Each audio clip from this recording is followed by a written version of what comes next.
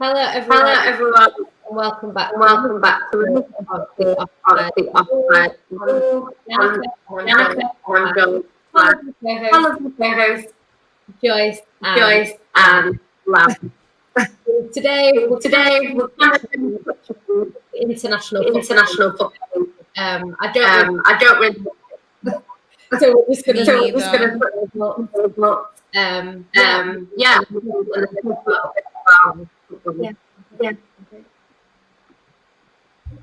I don't know where that's from. I think it's me.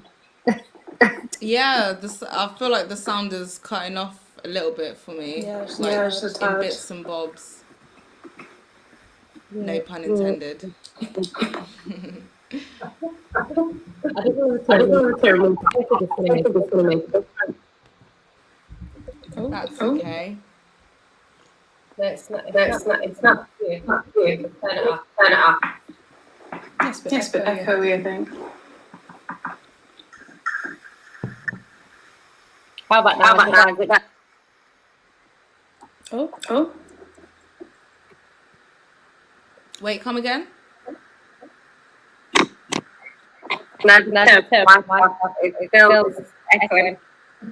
Oh yeah. Do you know what? I feel like my one was acting up as well. That's why I just kind of like just switched it off as well, because I was just kind of like sometimes it works and it's just like perfect, and sometimes it just acts up and it's dodgy. And this is like one of those days. Like it's just here, but I'm not really like I'm not connected to it. But yeah. Yeah, we can hear you again, Jan. Let me back.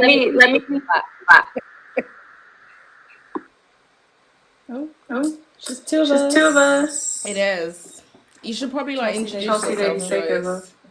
Oh yeah, hi. Guys, I'm Joyce. I haven't been on here in a while. But I'm a Chelsea fan. And yeah, it's talk about football. I love it. It's so nice to actually like be back streaming with you again, because I know you've been on an academic sabbatical. So congratulations for that. I love it. I love coming up with these like weird terms.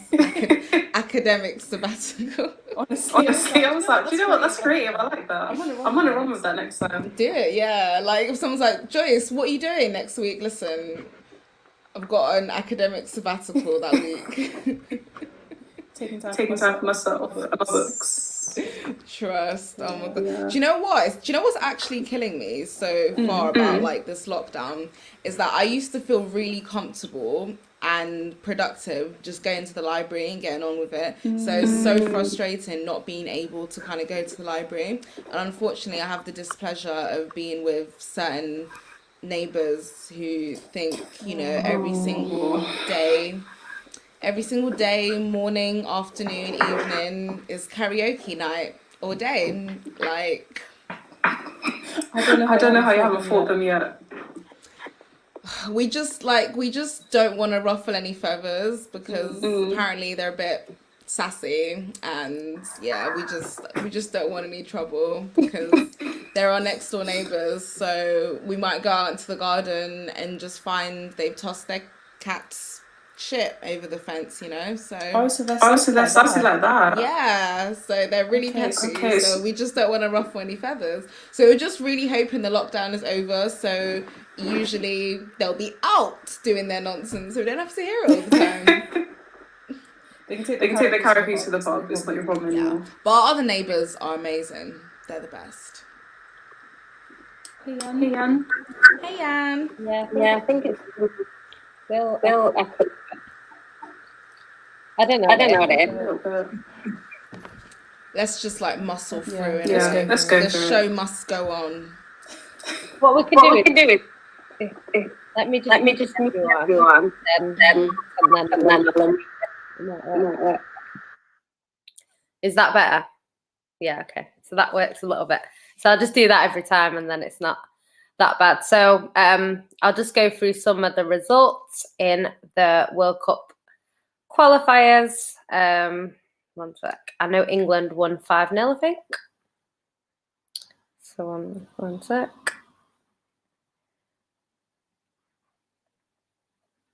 So there was some on Wednesday. So yesterday's games were Portugal 1-0 against Azerbaijan. Azerbaijan actually scored an own goal, technically, so there was no goal scorer in that one. There was Serbia 3-2 against Ireland. Finland 2-2 against Bosnia and Herzegovina. France drew 1-1 with Ukraine. I know Zinchenko was captain of that game for Ukraine. Group E, there was Belgium 3-1 Wales. I know De Bruyne scored, but I don't really know too much about it. There's Estonia 2, Czech Republic 6. There was Norway 3, Gibraltar 0. Latvia 1, Montenegro 2. Turkey beat the Netherlands 4-2. Then there was Cyprus 0-0 with Slovakia. Malta lost 3-1 to Russia, and Slovenia beat Croatia 1-0. And then today's games, there was Spain drew 1-1 with Greece. Sweden beat Georgia 1-0. Switzerland beat Bulgaria 3-1. Italy beat Northern Ireland 2-0. Denmark beat Israel 2-0. Moldova drew 1-1 with the Faroe Islands. Austria drew 2-2 with Scotland. Andorra lost 1-0 to Albania. England won 5-0 against San Marino. Hungary and Poland drew 3-3. Germany beat Iceland 3-0. Liechtenstein, whoever that country place is. It's a weird place that. I heard about it the other day, and apparently they don't have a football league, so it's really strange. They lost 1-0 to Armenia, and then Romania beat North Macedonia 3-2. Did anyone watch any of the games? I'll start with you, Joe. Oh, can I? Yeah, okay. So I only really watched the England game, and then I just got someone to tell me a bit about the Germany game as well, just because I want to see how Havertz and Werner did. There's not much you can tell from an England game against San Marino, because if we don't beat San Marino, then it's like got a problem. But yeah, it was nice to see the Chelsea boys kind of get some numbers in, like Reece James put in a really good cross for the second goal. I think it was Calvert-Lewin. Chilwell assisted the first goal. Mason Mount assisted Raheem Sterling's third goal as well. Ollie Watkins got his debut and then his goal as well. So it was a a cute little England performance. Lingard could have got like 3 assists in like the first 20 minutes. Like, it was absolutely ridiculous.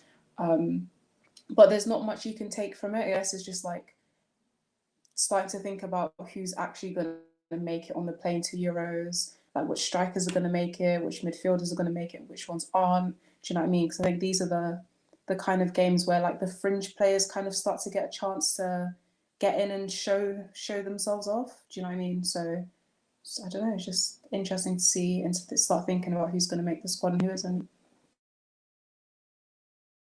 Yeah, fair enough. I didn't really watch it, but I saw like some of the results.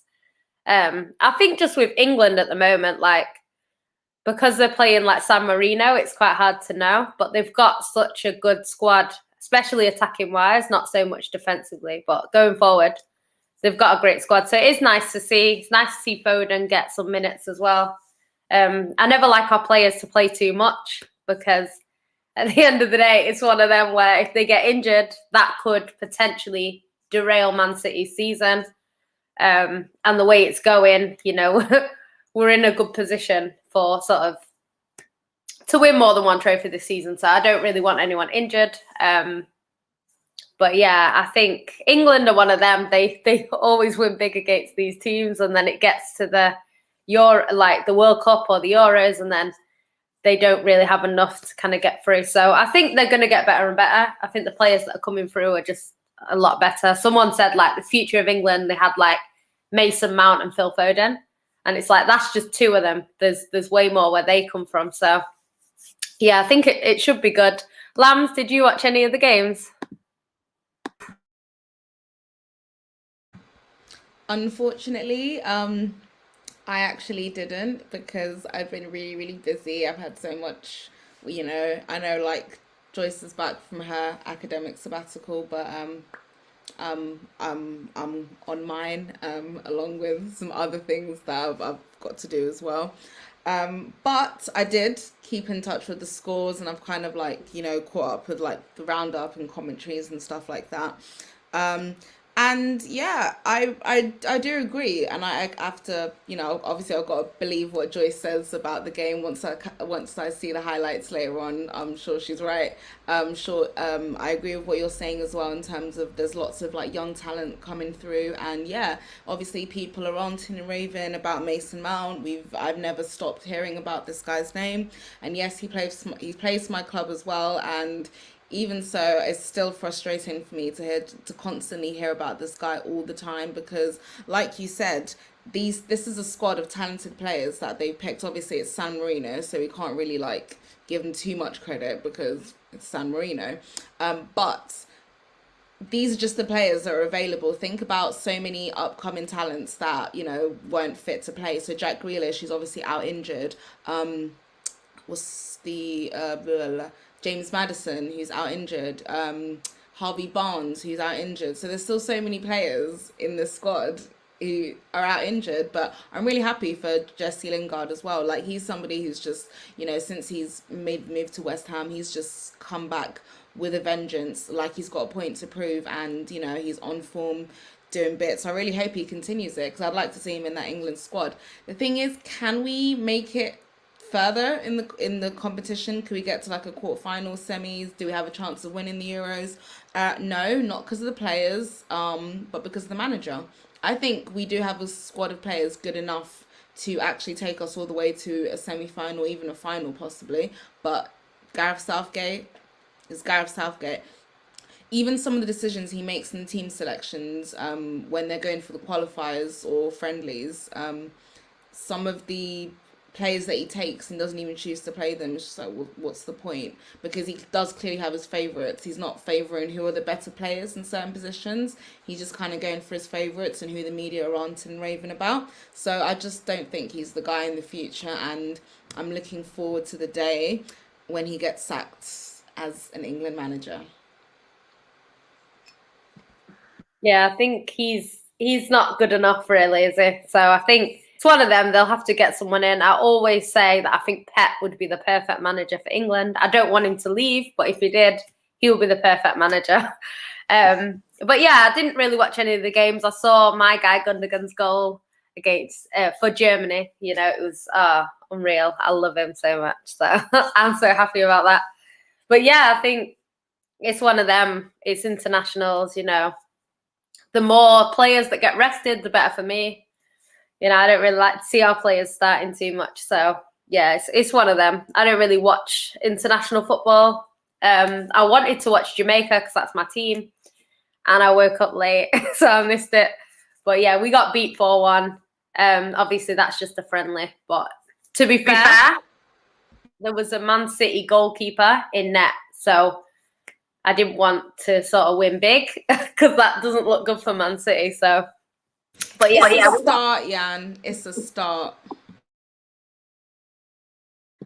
But yeah, I think it's one of them. I think it's just with international football, I just try and watch Jamaica, but they're always on at ridiculous times. Today they were on in a decent time, and I still missed it. So yeah, it's one of them. I think hopefully we can get to a World Cup or something in the future, and then I'll be able to watch it. But yeah, smash the like button if you haven't already, people. Big up to everyone in the building. Alex CFC says hey. They're saying about the echo. Lanzi says Souček winning the Ballon d'Or, no point anyone else turning up. Yeah, he scored a hat trick apparently, Souček. I think Indy Anderson's going to a big club. He said, why would he go to a club when he's at a fucking massive club? Indiana says, we love Joyce back on the show. Smash the like, people. Yeah, we definitely do. Ward-Prowse is a better striker than Martial and Tiny. And he's a midfielder. Apparently he played well today, Ward-Prowse. Yeah, he was decent today. But then again, it's playing San Marino. Yeah, Liverpool players didn't make it into the squad, which is interesting. Jordan Henderson must be starting that England midfield every game. He brings leadership and balance. To be fair, he is a leader on the pitch. I'll give him that. Henderson and Rice double pivot. Do you know Yeah, what? we talk about that actually. The fact that Liverpool players weren't selected, so it's very clear to see like their decline this season has been shocking. Like you can't go from title winners to the position that you are in. It's just shocking. So clearly that's been noticed, and I think Reece James 100% definitely is in favour over Trent at the moment. He's outperforming him. It's clear to see. Look, the guy's been part of a team with how many clean sheets? And Trent, come on, we've seen how many. I mean, what was that game alone where I think he made something like what 6 or 7 mistakes, like clear mistakes, Trent, and it was ridiculous. Who was it against? I can't remember. I don't remember. It wasn't that long ago. It was like maybe like a month or two ago. But yeah, like he had he had like a disaster, an absolute shocker of a game, and people are telling me, and people were telling me he was going to be the next big thing, and I was like, pipe down. He's still so young. He's still so young, and this is what happens when you lump pressure onto really young players as well. Like give them time to develop and grow into themselves. Let them reach their potential. Like when people overhype players and stuff, okay, not everybody is a Kylian Mbappe, so calm down, you know. And I think they lumped the same kind of pressure upon Mason Greenwood last season. You can see the effect it's taken on him this season. It's really affected his confidence. And they're doing the same thing to Mason Mount. I don't like to see that, because if this guy literally puts together a run of like 5 bad games and people start criticizing him because of it, I'm worried that he might not get his confidence back, and that will shy him because he's still so young and the potential there is limitless. And they're doing it a lot with young players like Jude Bellingham, that's another one. Jadon Sancho, that's another one. And everybody just needs to calm down. But yeah, Liverpool deserve what they get. English media are really big on that though. I think one thing that they do a lot is that they pick like their golden boy or their star boy or whatever for a short period of time. They will spend all this time building them up. But obviously, like social media's made things a bit different. But like back in the day, like the way people like gassed up Theo Walcott before coming into like a major tournament, and like the things that they would do, like Wayne Rooney and all these like massive young talents, and then they would absolutely rip them to shreds like soon afterwards. And I feel like, I mean, Liverpool fans kind of brought it on themselves with Trent because, you know, they're calling him generational, the best fullback of all time. He's better than David Beckham and all of this rubbish that they were just putting. Oh, did I spit? Oh, instead of just like let him play, let him be good. Do you know what I mean? But I do think like we do have a problem of like hyping up like young players and then dragging them down to earth when they don't reach the impossible standards that we set up on them. So yeah, I don't know. Yeah, I'd agree with that. They've done it for years. They always do it with English players, like you say, and then it's like, no, they call it English tax, and then when it all inevitably falls down because there are better teams out there, it's like, oh, England not good enough. But it's like, well, we kind of knew that before. So yeah, it's one of them things. I'm just gonna check some of the comments. Igal is in the building. He says, hey ladies, big up to him. Thanks for checking this out.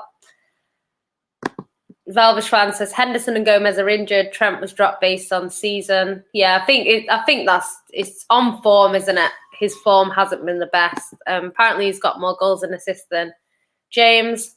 I think that's due to the way Liverpool play more than actually how good Trent's been.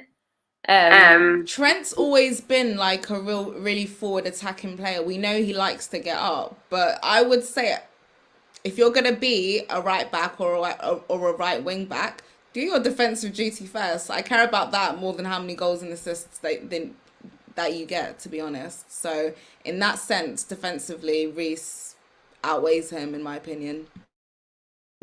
Yeah, it's definitely you've got to defend first. It's a bit different if your team are defending well. So like a Cancelo, like City are doing quite well defensively. So if he has more goals and assists, you can kind of use that. But when Liverpool are struggling at the back, it's kind of like it doesn't really matter too much. Slen says, when are we going to come to terms with the fact that Declan Rice is just Jay Spearing with a fresh fade? That's a bit harsh. I actually think Declan Rice is decent. And do you know what? The other day there was a game, the last game that we played, the last Premier League game. He was just running through like 5 or 6 men. You know, he's. You know what? I don't know. I don't rate him as like the best one in the league, because I think like Ndidi has been better this season, maybe overall. But yeah, he's been quality still. Every time I watch him, he's good. So I just, maybe in the England squad, I don't know, it's kind of a clash of players sometimes. Like, I don't really watch England, but when I do, it's a bit like they're just very, I don't know, doesn't work as well as it does maybe in their Premier League sides, if you know what I mean. I think it's harder though, isn't it? Yeah, like yeah. With international football, because you always like bring in players from all over the place, trying to mash them in. Like the chemistry is always a bit harder. So I don't blame them. Yeah, I think definitely. It doesn't flow as much as it does, you know, in the Premier League team where they spend week in, week out with each other. It's always the case. Gal says San Marino bad, I could play there. Left or right wing. Do you know what? They're like part-time plumbers, aren't they, and stuff? They've got a full-time job on the side. Guana Gal, you could get like multiple citizenships as well, man. Give it a go. Yeah, they might sign you up. You could go to internationals, mate. That's a dream come true. So I don't know. Trent has been amazing for 3 years. This is his only dip in form, and even with the form, he's still outperforming in terms of output than other fullbacks, barring Cancelo.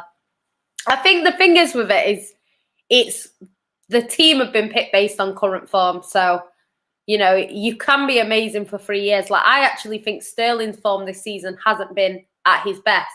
He's still a quality player. He's still got stats to kind of back up an argument that he's done okay, but his standard is higher than what he's currently playing at. And that's why Phil Foden, you know, even Gabby out on the left, and sometimes have been favoured over him in particular games this season. It's not because he's a bad player. He's a good player. It's just this season, I don't think he's been at his best. And if we're in a Champions League semi-final or a Champions League final this season, I don't think I would start Sterling. And I love Sterling, but I just don't know. I think Foden would handle more. I agree with you, Jan. I actually agree with you, because I don't have trust in him. I'll bring him on as like a substitute option, as like a, you know, as something different in like the second half. But you're right, I would not start with him, because damn, there's a reason why Harry Kane doesn't pass to Sterling. There's a reason.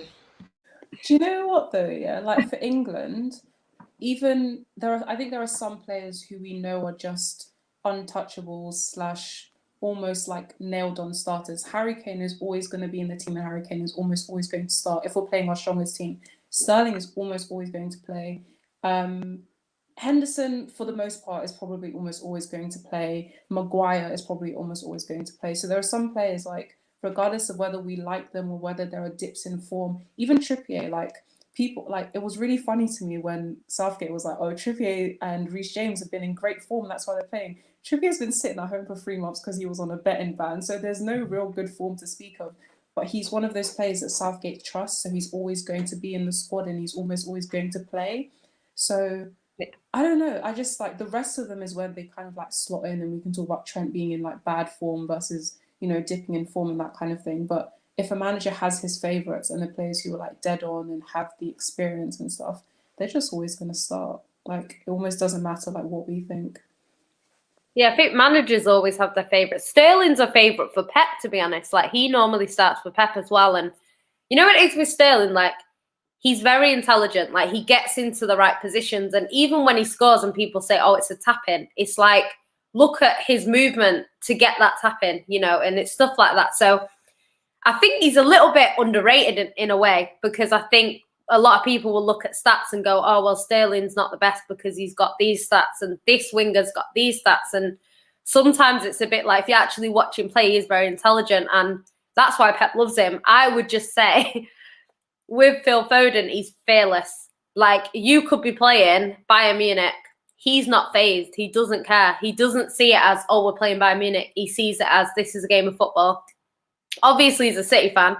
So, and City have been good most of his life. So he doesn't see this typical City, you know, the old school Man City where, you know, we'd go like large chunks of the season without winning games or hardly scoring any goals. And he hasn't seen that. So he hasn't seen mid-table City. He ain't seen mid-table City. He wasn't in the trenches. He literally hasn't. Since he was a kid, Man City have been at that level. So he's come in and he's just like, I'm good enough. This team's good enough. And his confidence is on another level. Whereas Sterling, I think he will still start because Pep will start him. But I think it's one of them where he's just, I would probably trust Foden a little bit more in that game just based on the fact that he's completely fearless. So yeah, I think it's one of them things. Trent needed a break. Yeah, he probably did. He needs to go back to midfield. I doubt it. I think he works well in that Liverpool system when it's running smoothly. It's simply because some of the injuries been taken out. It's tiredness as well. You can't perform at that level consistently for years and not get tired. Like Man City did it last season. We fell off completely and everyone was saying, oh, City is shit, Pep's a fraud. No, it's just when you're at that level and you get 100 points, then you get 98 points, you're going to be tired.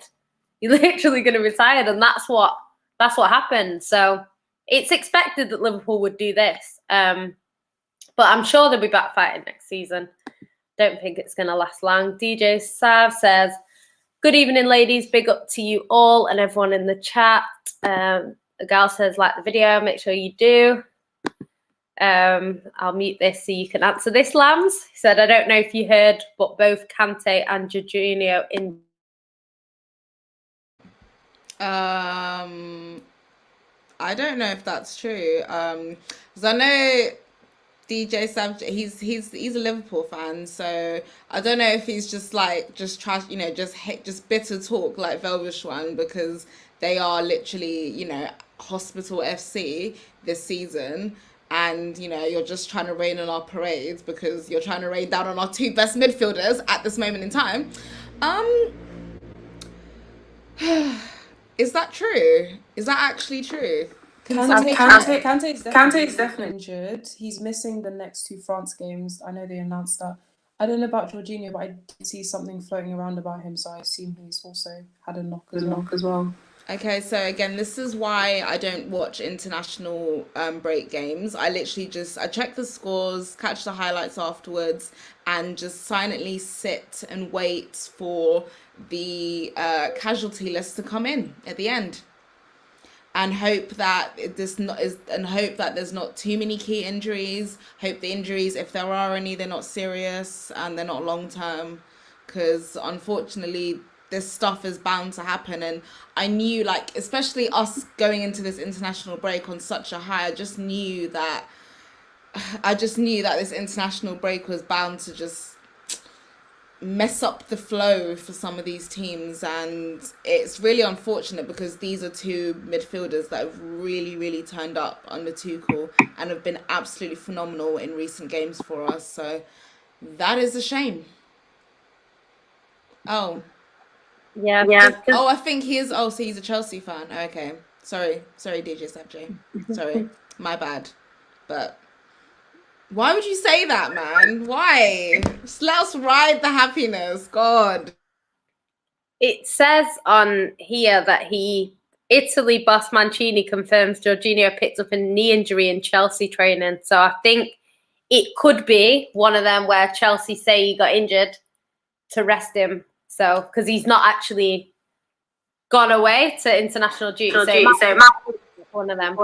Let's hope it's mind games.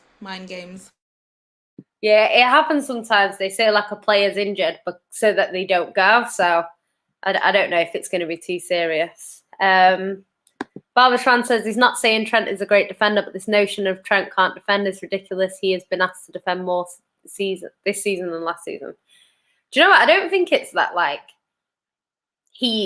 people say he can't defend. I think it's just because sort of the system protected him a lot last season, and Liverpool just looked great in all areas of the pitch. And this season, where it's not clicked in all areas of the pitch, and I know it's down to injuries and tiredness and everything else, but I think that he's been a little bit more exposed. His weaknesses have been a little bit more exposed. So, it's the same with Kyle Walker. Everyone says Kyle Walker can't defend. He can, but he makes mistakes which expose him, and then people say he can't defend, and he isn't the best defender. So it's one of them. I don't know. Vishwan says Rice is good but overrated. Yeah, but he's English, isn't he? So he's always going to be overrated. I was literally going to say that, yeah, and I was just like, he's always going to be overrated. They all are. Literally, all of those names that Joyce listed earlier, like Harry Maguire, Harry Kane, Henderson, yeah, they're always going to be overrated, always. I think it depends who you ask, though, because obviously there's like massive groups of fans who will overrate English players because they are English. But then you have the fans like on Twitter who will go like completely the other way and refuse to give any English player credit ever because they are English, which sometimes I find, like, I get it, like they do it to kind of like make up for it. But you always get them people who are like, oh, if Harry Kane was called Harry Pepito, like Canayo or whatever, like you spice up his name a little bit, he'd get more ratings because he's foreign. And I think that's definitely the case. I think that's definitely the case where like some players will either get overrated massively or underrated massively, and then they just don't get the credit that they actually deserve because of where they're from. It's really weird. Yeah, I'm sorry, I'm not over Harry Pepito. I'm not over it. I was like, what kind of Spanish? It's the only thing that came out. Oh, Joyce, I've actually missed you, I swear. I missed you.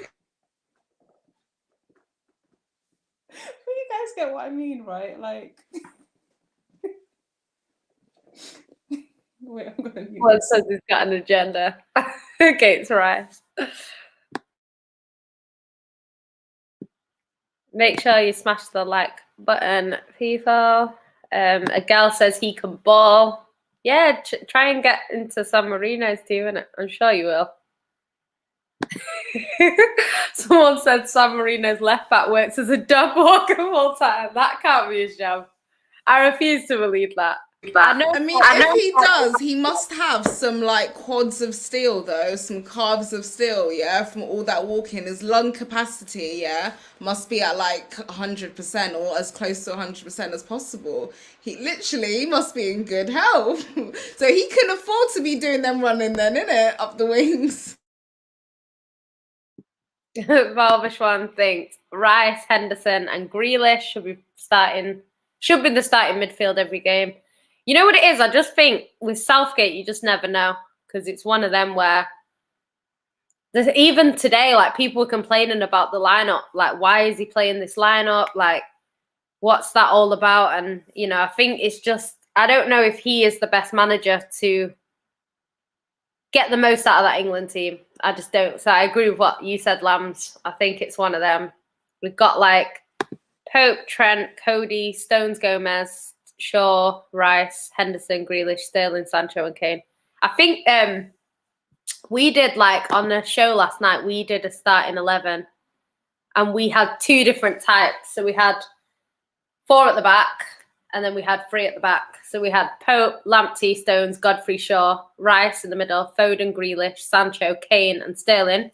And then if we went 3 at the back, we had Pope, Wan-Bissaka, Stones, Godfrey, Reece James and Saka as the wing-backs, Rice, Phillips, Sancho, Grealish and Kane. So we had like 2 different ones, but with Southgate, you just don't know whether he's going to do the right thing or not. There is no way on this planet or even the planet next door that Wan-Bissaka is starting for England. I'm sorry. No. You guys, don't even. He's like, at this point, I swear he's like ninth choice because he's not because he's not, okay, ninth is a bit of an exaggeration, but he's not starting over like Trent, over Nah. Trippier, over Reece James. Like Southgate was talking about Matty Cash the other day. Like he doesn't rate Wan-Bissaka at all. No. I don't know what it is. Like, has he had a call up and played? I don't think so, because he's saying that he might go to Congo because he's not. Come rep RDC. Come on, 2 for 3, like. Yeah, he's. Do you know what? Some of these players, because I was saying that about Antonio the other day. Like Antonio has been called up to Jamaica, I think twice. Mm-hmm. This time, apparently, he's going to go for it. But it's like you're never going to get in the England team. You're not. Like they're not going to say, "Oh, let's give Harry Kane a rest. Antonio, come in." Like it's just not going to happen. And even if Kane was out, they will recall Jamie Vardy before that happens. Mark my words. Because at the moment, Calvert-Lewin can't even get in. And Calvert-Lewin should be getting in. But because of the sort of team that they play, unless they play 4-4-2, which I think he did play today. But in general, like even he's struggling to get in. They're not going to put Antonio over Calvert-Lewin. So he's not going to be in the squad. And if he even gets in the squad, he's not going to play. So it's kind of like, just play for Jamaica, have a little bit of an international career, because it's not going to work. It's like people are talking about Andre Gray. And it's like with him as well, the same thing. Maybe because he's younger, he's got a bit of a chance. But there's a lot of these players that are saying, I'm going to get in the England squad. Apparently that Eze from Crystal Palace was saying the same thing. He's 23, play for under 21. Yeah, like he can't even get in the squad. Like, I just think some people just need to think of it as, can I play it elsewhere? Mm. And if so, like, which one should I pick or whatever? Because my nephews, they if they play football, they can play for England, Ghana, Holland. Like, I would be telling them, go play for Holland. Why are you going to play for England when you're not going to get in? Or maybe they will. Who knows? They might be a Phil Foden. Who knows? But in general, they're probably not going to get in. They might want to play for Ghana. That's fine by me. But I would probably be telling them, go play for Holland. You know, that's what I would be saying. But it's just one of them. I think people just have these, they want to go and play with their teammates. They want to go and play with their boys that they've grown up with or whatever. What about what the Boateng brothers did? One played for Germany, one played for Ghana. So yeah, that can work. But yeah, that's the thing. It's just, I just think you have to do what's in your best interest. And I think waiting to get in an England squad where you're 8th choice doesn't really make much sense to me. And like Wan-Bissaka, he's okay defensively, but going forward, he doesn't offer much. And I think that Man United, that England squad, they want someone that can kind of go down the wing. So someone like a Trent is always going to be favoured over a Wan-Bissaka. So it's kind of, he must see that. He must. He must. Like, there's no way that he doesn't see it as it is. There's no way. Sorry, I'm just going to go through some of the comments. I always get, like, really behind. Sorry, guys. Make sure you smash the like button if you haven't already. Lancey said, drop Kane, put Antonio up top for the shit house. Yeah, it's just not going to happen. Like, I can't. Actually can't. It's just not going to happen. I'm not going to lie, in the last few games for us, Trent has been good, but good is not enough. I expect greatness. Yeah, exactly. I think that's what they're saying. Indiana says, just so everyone knows, he hates Chelsea. Oh, here we go. This one's putting a spider sucker in. You're the only one, Jeremiah. Honestly. Pope, Wan-Bissaka, Maguire, Stones, Luke Shaw, Grealish, Rice, Henderson, Rashford, Kane, Sterling, deadly 11. I don't think any squad with 4 Man United players in are deadly, but, you know, each to their own. It's one of them. You know, for a second there, I almost said, wait, who's Skywalker? Oh, and then I clocked. I know I did it wrong then because of that.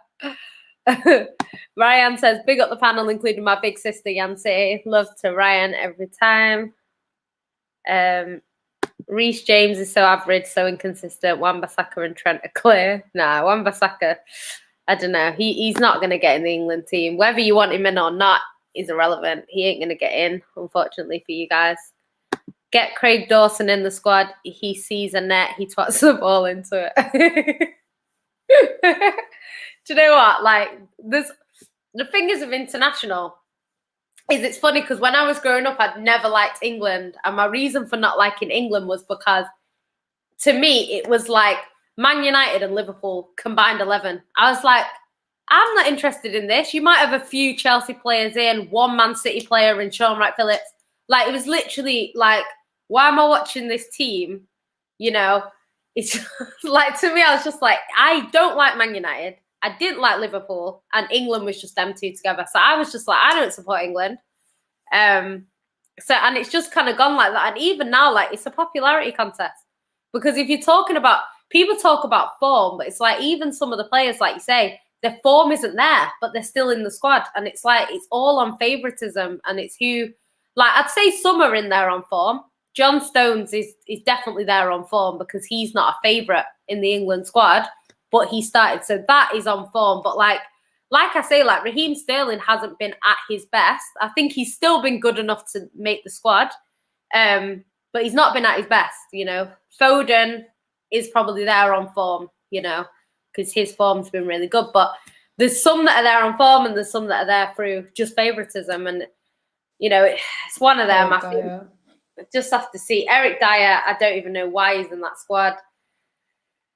I can't. It's a calamity. It's a calamity.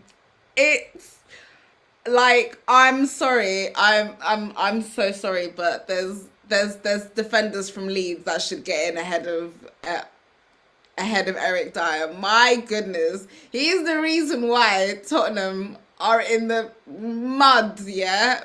It comes from Sanchez too, but mostly him, bro. Oh my God. Eric Dyer, the fridge, the original fridge.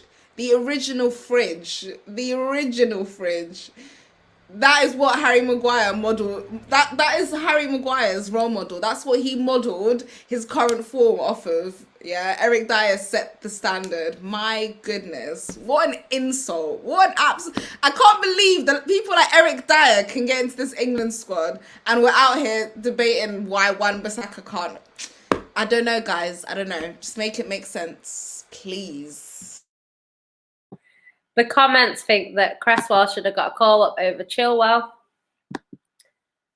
I think Cresswell's been good this season, but you know what? Like, that's what I say. It's not based on the best players, because if it was based on the best players, you wouldn't have the squad that we have a lot of the time. So, just one of them things. I think the manager's a little bit clueless because, like, he's got some sort of agenda against Grealish, and I don't know what it is. And he says it all the time. Like, I remember one time they asked him about Grealish, and he started talking about Mason Mount, and it's like, obviously Mason Mount is a good player. No one will deny that.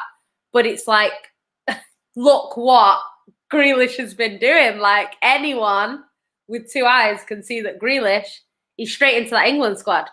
And it's just like... Do you know what it's like, yeah? And it's basically like, okay, say there's like two siblings in a house, right? And you come home, right? And one sibling is like, Mom, look, I got 100% in my test, yeah? But the other sibling's just always the favorite, right? No matter what. And the other sibling got like 80% in the test, right? And the mum will be like, okay, that's great, honey. But so-and-so got 80%. And it's just like, yeah, but I got 4 marks. No, but so-and-so got... This is exactly what the media do when they're talking about Mason Mount and then they're talking about Jack Grealish. And for the life of me, I cannot understand it because... You're praising somebody who's underperforming over somebody who's performing better. But hey, life. Yeah. I think Southgate actually got bullied into starting Grealish. I'm not even gonna lie, because everyone, it turned into like immediate, like, why isn't Grealish starting? Why isn't Grealish starting? Look at what he's done with Villa like last season. Then eventually he like sticks him in, like, all right, fine, if you want. Then he has a banging game and he's like, so just doesn't care. But yeah, I do. It's like a weird mix of like favoritism, and also like if you're from certain clubs, you're more likely to get picked than other people anyway. Like, if Chilwell is performing well, he's always going to get in over someone, even if he's not the best. If he's performing well enough, he's always going to get in over someone like Cresswell. Like that's just how international football is. Yeah, it's definitely like that because, like I say, when I was younger, like Man City players didn't get in, and if we did, it was Sean Wright-Phillips because he was like something else. But he's literally like they didn't get in, and I'm not saying they were all good enough, but it was one of them things where we just knew, like when the squad came out, it was going to be like 1-2 City players max, you know, and that was it. Like Joe Hart obviously would start. Obviously when I got a bit older, it would be Joe Hart, but. Yeah, it was just one of them things. It's just like I just think it's based on popularity, and I don't know. I think obviously managers always have favourites as well. I don't know what Mason Mount does in training because everyone that he's under loves him, and I'm not saying that he's not a good player because he is one of the best, especially in the young kids. He is one of the best, but it's just like everyone seems to love him like differently. So I don't know what he does that makes managers be like, right, I'm going to start this guy every single game. So it's a bit mad. I don't know if you guys know. I'm still I'm still wanting to answer that question, Jan. Joyce, I'm still trying to figure out. I'm just like, what does this guy have? Like, this guy must have some it factor that when you get in a room around him, you're like, whoa. Because the way that people love this guy, I don't know what it is about him. There must be something special about him. I'm still waiting to see what it is. Like, maybe I have to be in a room with him for me to feel it. But I don't know what it is. But this guy, man, this guy must be descended from Jesus or something. Because, wow. It's like when you're around him, it's like enlightenment. You know what I feel like with Mason Mount? I think part of the reason is the kind of person and player that he is. I know, like, because if there's like a trend in which like multiple people, because I know like, so if we're talking about like Mason Mount in club football, a lot of Chelsea fans were like, listen, as soon as Tuchel comes, Mason Mount ain't touching the first 11. He's gonna ride bench Havertz, this and that, the other. And Mason Mount's been a mainstay. Do you know what I mean? Like there is something. He is someone he is a talented player. He might not be like the most talented baller you've ever seen doing like, you know, very aesthetically pleasing doing dribbles, but he is a good player. He's a very effective player. He's someone who you can play in multiple positions. He's a really hard worker. And I feel like someone who kind of keeps their head down and just does the work is someone who is valued by it because you're someone like you can trust them to maintain a consistent output of performances. And I feel like that's something that he's shown over most of this season. So like obviously he does get kind of overrated. He has that kind of like PR around him now of like, you know, the Mason Mount package. But I do think that he does need to, there's a reason why he is liked by so many managers. And I just think it's like, yeah he does what he's supposed to do. Someone said, because I agree with that. I think the fact that he is first choice for 3 different managers says that he is a good player. Do you know what I mean? Even if you haven't seen him play, that tells you all you need to know. But someone did make a joke saying that he must be one of them, you know, them kids that put like the apple on the table for the teacher in the morning, like one of them. Said he must be like that in training because like proper teacher's pet. he must be. But you know, under Frank, like, morning boss. Mum's made you a basket of muffins, fresh out the oven this morning. When Tuchel comes, I heard somebody like schnitzel. Do you know what? Like, it's funny because that's what everyone says. But you know what? I do actually rate Mason Mount. I don't watch him too much, but when I do, he's good. So yeah, he's definitely gonna be a contender for Young Player of the Year this season, along with Foden, Saka, maybe Ruben Diaz if you're gonna bring him into that category. But yeah, it should be. I was going to touch on that, so we can like kind of move on to that now. Obviously, there's been a lot of talk. We'll start with the Young Player of the Year. I think a lot of people have been discussing it. I'm not sure if there's anyone else that I've missed, but they seem to be the main names being thrown around. Obviously, your Mason Mount, he's been really good this season for Chelsea. Phil Foden, been really good for Man City. Saka has been key in Arsenal's team. It's interesting because somebody was saying about how Saka's played a lot more than Foden, but when I actually looked at the stats, I think there's only like 2 more games. I think it's Neto, is it, from Wolves? I think he's in there as well. And Ruben Diaz, even though seems like he's older, but he's not. He's available for the sort of young player of the year. So what are you guys' thoughts on the young player of the year? Who do you think is most deserving of it, or who would you like to see win it? I'll start with you, Joe. Just like the cutoff is like 23 at the beginning of the year, isn't it? How old is Rashford again?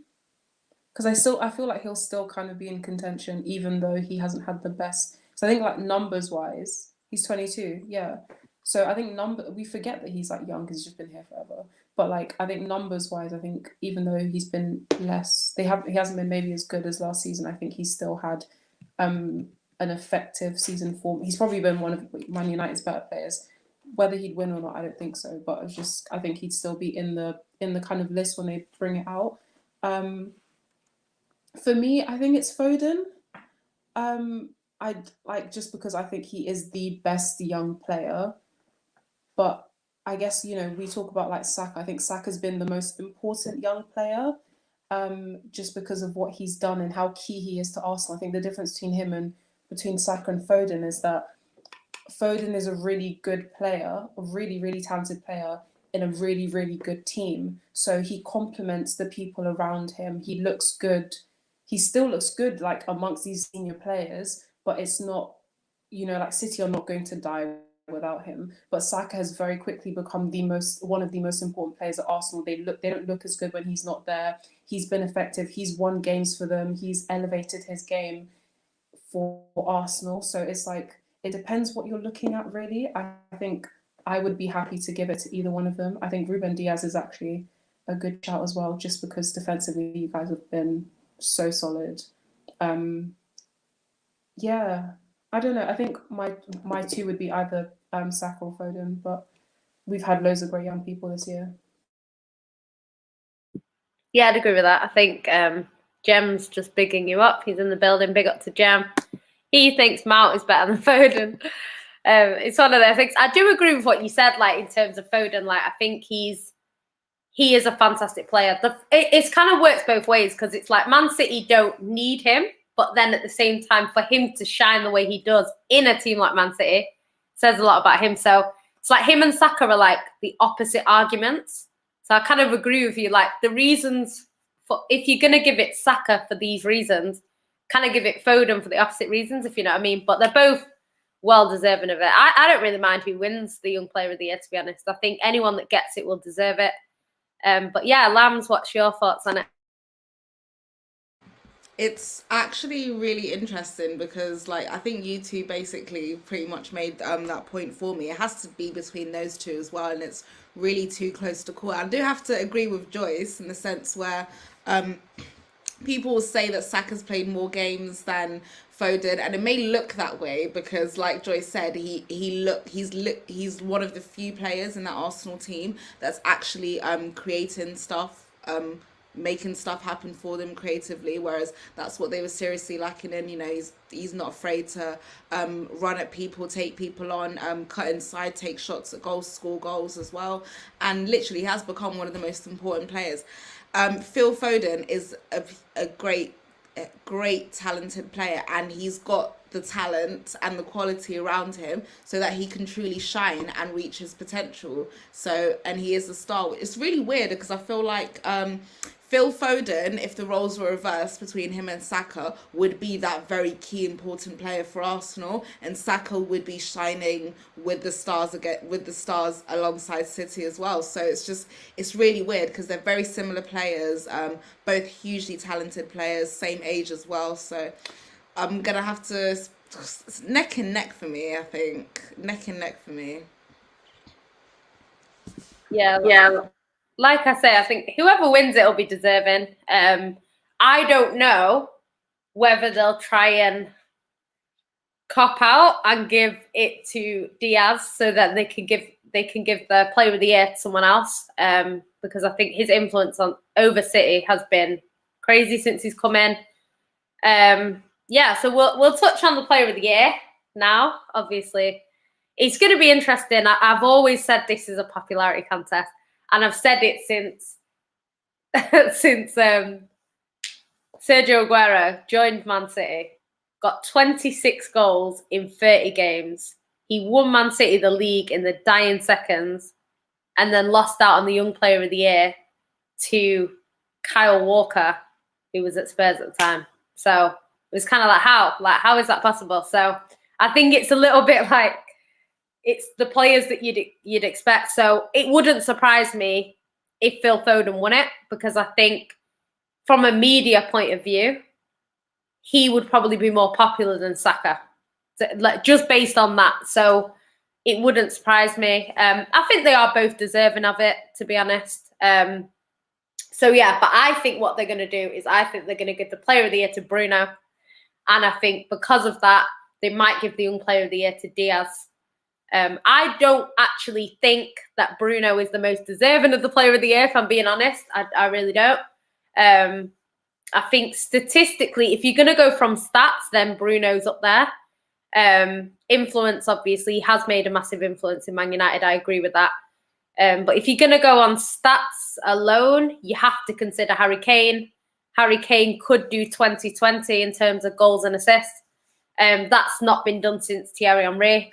If he does that, obviously, he should be in that conversation as well.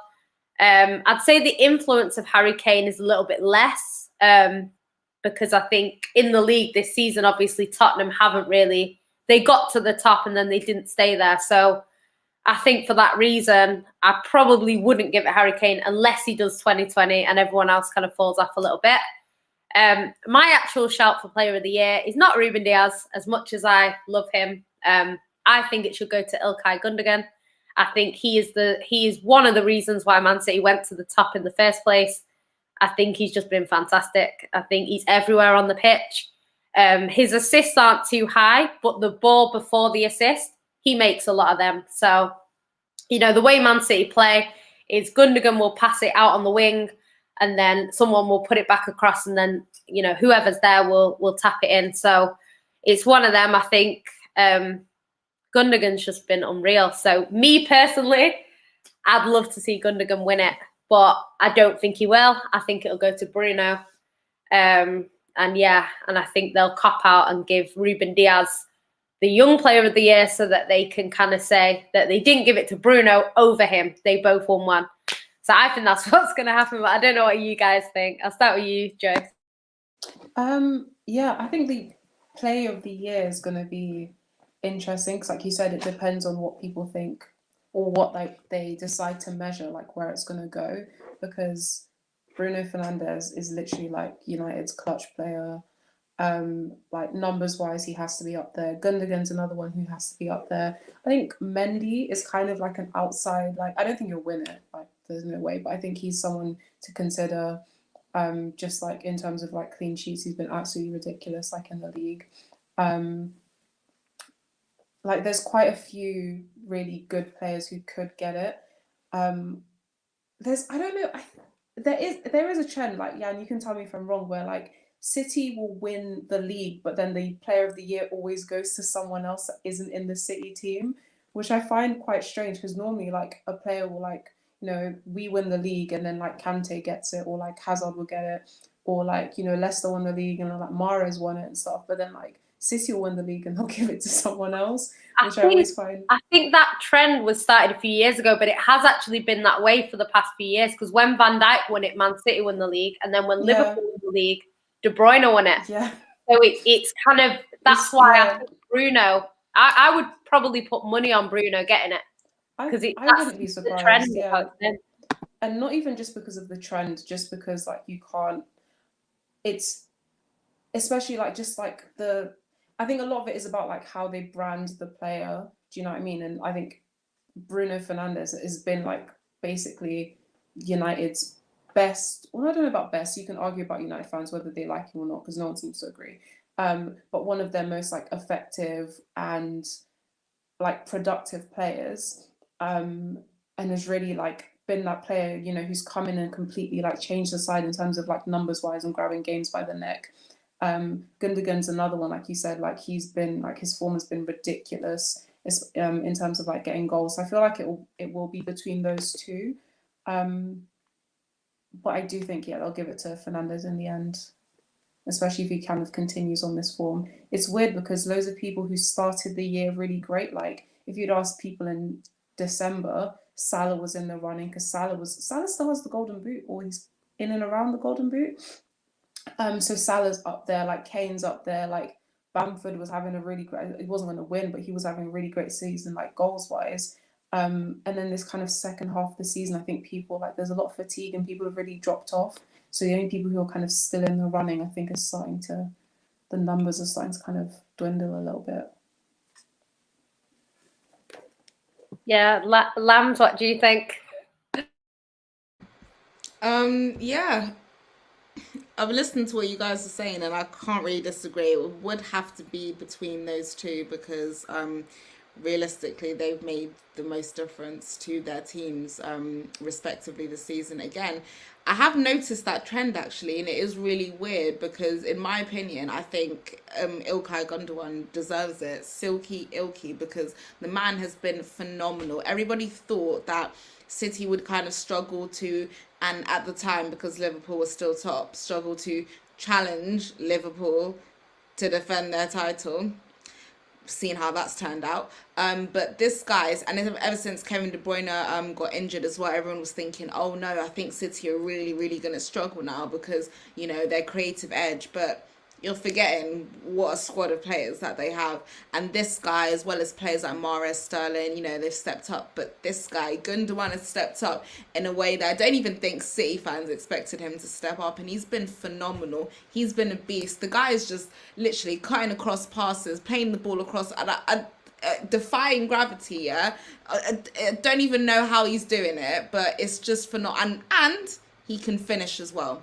So he's literally got the whole package as well. So when like Gabriel Jesus can't put the goals away, Sterling's missing those usual sitters. Then you have Gundogan and even Mahrez as well with his mean left foot as well. They're just phenomenal. And again, they're gonna win the league, so surely you should reward the player that made that possible. And for me, it has to be him. I think they're going to give it to Bruno because, and I agree with what you said about branding and marketing, because that's really important in terms of sponsorships and deals, because it's all about the money, isn't it? And in that sense, I think obviously Bruno is the more marketable person. It's just like the hype over him because of what a key player he is. And obviously we know the Manchester United fan base is a lot more vocal. They're a lot more active on like social media platforms and stuff like that as well, more so than City. So I think that's why Bruno's name is being screamed out just a little bit louder than Gundogan for me. But for me, if we're going to give it based on merit, it has to be Gundogan. Has to be. Yeah, I think, do you know what, like that would be my favorite. A lot of people are saying it's between Ruben Diaz actually and Bruno because of the influence he's had. I think with Gundogan, I think the difference is this season to other seasons is even when we've won the league before now, Man City have a fantastic squad. So a lot of the time we do have our standout players, but a lot of the time it's kind of like a joint effort. So it's like, if you look at the way we play, it's like, well, yeah, you can't really give it Sterling because, you know, Sane was just as influential and so was De Bruyne and David Silva. And I think it's a lot more split. The difference this season is Gundogan is the standout player. I know obviously at the back, Ruben Diaz is as well, but in terms of the standout player in our squad, it would be Gundogan. You know, Cancelo is a shout, obviously, earlier in the season, and obviously Ruben Diaz. But I think Gundogan has, I think if Man City start the season top and we stay top of the league, I think it's slightly different. But he's the influence that went on to get Man City that title. And, you know, it's in big games against Liverpool. He's scoring too. Like, he's scoring in these big games. Like, I know he didn't score in the Manchester derby, but even then he was like all over the place, you know, and he didn't have his best game, but he was still all over the place. And against Tottenham, 2 goals against Tottenham. So it's these big games. And I'd say that's the only difference between him and Bruno Fernandes, because Bruno Fernandes in the bigger games where it's like Man United need the 3 points against, I don't know, Leicester or whatever, you know, them sorts of games, that's where he's not really doing as much as he needs to do. And I just think, for me, I would probably give it him, but I think Bruno Fernandes will get it. Stats-wise, people talk about he scored more goals. He actually hasn't. He's got more assists, so combined, he's got more goal contributions. But actually, if you take out penalties, which I'm not going to lie, you have to still score the penalty, and Gundogan has missed one. So I'm not taking that away from Bruno Fernandes. But if you're looking at goals on the pitch without pens, then actually Gundogan, I think, has more. So it's one of them things. I think even if you look at the numbers and you break the numbers down a little bit, it's not, Bruno is not clear of Gundogan. And I would actually say the influence, you know, no one can deny that Bruno Fernandes' influence has taken Man United from third to second or wherever they were last season.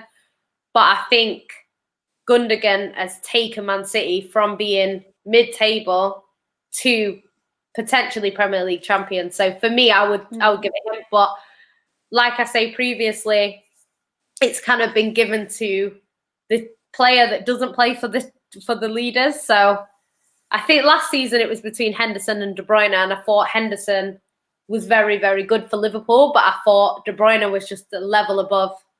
You know, and I think this season he's not had the best season, De Bruyne, or he would probably be in the mix.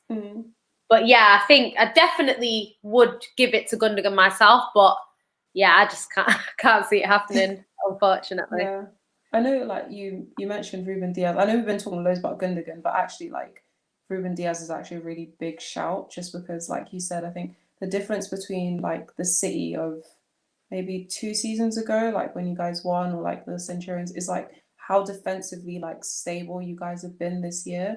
And obviously it's not just Ruben Diaz, it's kind of how you decided to set up, and you know, being a bit more conservative and like kind of having a chokehold on games and that kind of thing. But defensively, like he's been a big part of like the fact that you guys can win 1-0 and be confident that the game is going to stay 1-0, or win 2-0 and be confident that you're not going to concede like in the Premier League. Because even when you guys weren't winning at the beginning of the season, you guys weren't conceding like at all. So I think, yeah, he's another one that deserves, even if he doesn't win Player of the Year, deserves a lot of credit for like what he's done in you guys' squad. Sorry, he's left. I thought someone was going to join us then. But yeah, I think, do you know what? I think it's one of them things like, after normally attacking players get the Player of the Year, that just tends to be how it is, because they look at stats, they look at influence in key games, and defenders kind of fall short a little bit. And that's why, as much as he has got a very good chance of winning it, I think if he does get it, he'll end up with the Young Player of the Year. I think they'll give him that. But yeah, almost like because obviously scoring goals wins you games, like preventing other teams from conceding saves you games. So again, that's kind of why they value one more than the other. But you're right. Yeah, because I think especially, it's like you mentioned Mendy. Like if Mendy's an attacking player that, you know, every clean sheet you keep, he scores, he's in the argument. Whereas because it's a goalkeeper, it's like, oh, well, they're expected to make saves. So, you know, it's kind of just seen like that. And I think for me, like, I think Ruben Diaz is a shout. I think he's more likely to win it than Gundogan, unfortunately. I don't mind, you know, he would deserve it, but I really think Gundogan, I don't think he'll have another chance. Whereas I think Ruben Diaz, he's 23 years old. He's only going to get better. I think he would have another chance of winning it. So if I had to choose between the two, I would pick Gundogan. The same with Phil Foden. I think if Phil Foden doesn't win it this year, he's got another 3 years before he is eligible for, you know, he's not eligible for the Young Player of the Year anymore. So I expect if he doesn't win it this year, Phil Foden will go and win it another year. So I'm not too fussed about whether he wins it or not. But yeah, I think in terms of Ruben Diaz, like, people gave it Van Dijk for coming into Liverpool and having the influence that he did. Ruben Diaz has done the same thing. The only thing a lot of Liverpool fans argue is that the squad around Van Dijk wasn't as good as the squad around Ruben Diaz. And the likes of Rodri are key in sort of keeping it tight so that we don't concede as many goals. So But I still think the influence is there, and you know, we actually look strong in 4 competitions now, which isn't normally the case. So we'll obviously have to see what happened. But yeah, I think it's good. I think it's any of them are deserving. I don't believe that you can be a player of the year and you don't deserve it. I think you are deserving, but I just think it would be nice from a me perspective. You know, I love Gundogan, so it would be nice to see him win it. But yeah, Imagine they give the Young Player of the Year award to Mason Mount. I'm not gonna lie, I'd love it. No comment. Propaganda machine overdrive. But it wouldn't be, I don't think, like we were saying before, like with the Young Players of the Year that we're thinking would be nominated, all of them have had an effect on their team in different ways. So I don't think any of them is like a wild shout, to be honest. Like maybe but I think only to it would be criminal to actually put Mason Mount in the conversation, but just because at their respective ages, I think they're making more of an impact, more of a difference. Like Phil Foden at 19, he's shining in this All-Star City squad. That's phenomenal, amazing. Whereas I think Mason Mount would probably just slot into the squad. I don't think he would stand out. Bukayo Saka, 19 years of age, again shining, standing out. Whereas, so I think if Mason Mount was selected, yes, he's a hard worker and the potential is there, but these guys have slightly edged him at their age. So the outrage is not going to come from me because, listen, I'm still a Chelsea fan. I still like Mason Mount. He's not my favourite. I think other players are better than him. I think people are overhyping him, yes, but I like him. I think he's a great player. But the outrage that's going to come from seeing Arsenal fans. Well, then they tell their players to bake muffins for the people who are voting them. Our boy knows what he has to do. That's actually so funny. Yeah, Valvishwan is dropping some names. I do agree with what you said about Diogo Jota. I think if he didn't get injured, he would be in there because the influence he had on Liverpool when he came in, scoring goals. Yeah, I would say that. Curtis Jones, I'm not sure. I think he's more of a like Mason Greenwood, where they've had decent seasons, but I don't think they're quite up there with the others. I actually think Saka will win it. I do think he'll win it, and you know, I wouldn't mind. I think Saka. I love Saka, so I can't really hate on Saka because I really like him. You're right about Leroy Sané winning at 22. I actually thought that Raheem Sterling was actually better that season, if I'm being honest, but it was very close. But I actually thought Raheem Sterling was more deserving of it. So yeah, I think it's one of them. It was close that season, but I think that goal against Liverpool probably sealed it. I think for Sané. But yeah, it's one of them. I think we'll just have to see what happens. But it's just a lot of people have mentioned this point as well. Actually, Shackstar or Showstar, whichever. He says young player award should be given to players 21 and under. I agree. I think 22 is a little bit old, especially as you've got people like Saka. Phil Foden's 20, I think, but Saka's 19, I think. So you've got players like that who are, you know, shining at their age, and then someone like a Ruben Diaz, who's 23, could come and win it. I do think it's a little bit unfair. You can adopt legally at the age of 21, by the way. So if you're old enough to do that, then you're old enough to be officially an adult in every single capacity. You're not a young player anymore. Welcome to adulthood. Do you know what I find weird? I think it was last season that Martial was still eligible for Young Player of the Year. Either that or the season before, and it was because he was still 23 he had just turned 24 in September or something. Yeah. That's madness because he's not a young player. He's literally been playing for United for like 5-6 seasons. But those are the rules. I do agree. Like the rule you should be 21 at the beginning of the season to be eligible for Young Player of the Year. But yeah, I think it is a little bit old. But what was I going to say?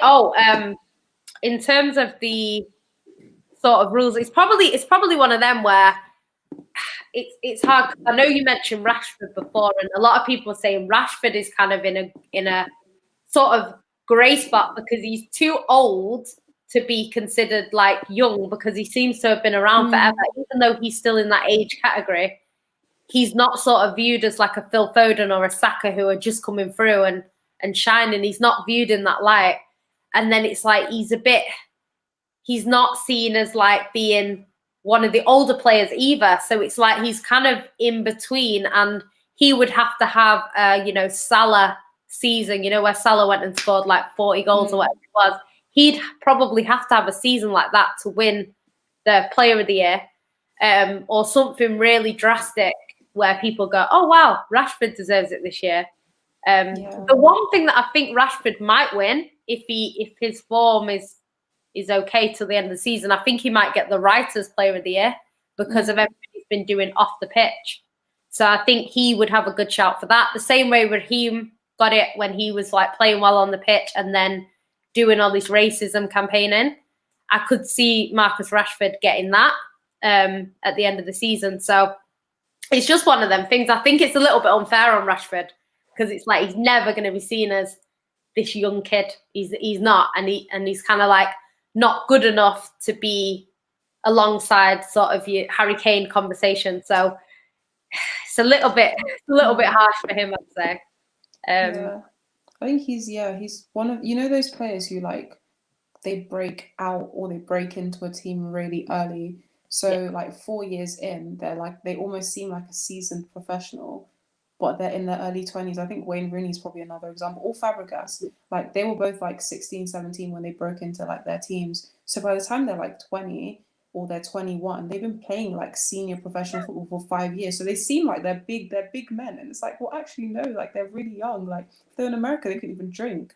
Like proper young players. And I think it's weird that they have that weird like limbo where they're not seen as like an old player, so they're not having those like world-breaking seasons, but they're not that kind of young rookie kind of breaking into the league.